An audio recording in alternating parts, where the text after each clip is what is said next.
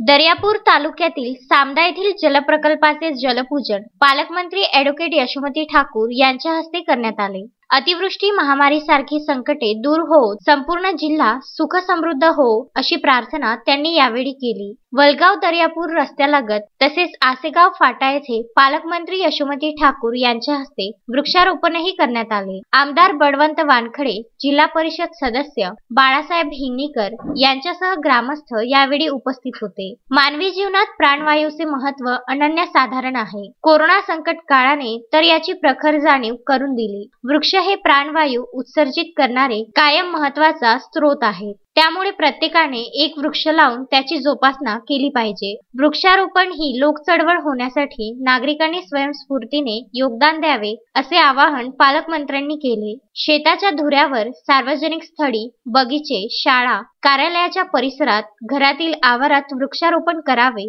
वड, कडुलिंब, पिंपळ, जांभूळ यासारख्या बहुगुणी व दीर्घ आयुष्यमान असणाऱ्या वृक्षांची लागवड करावी। वृक्ष लागवड ही लोक चळवळ व्हावी असे पालकमंत्र्यांनी सांगितले। Vidarbha news bureau, Amravati.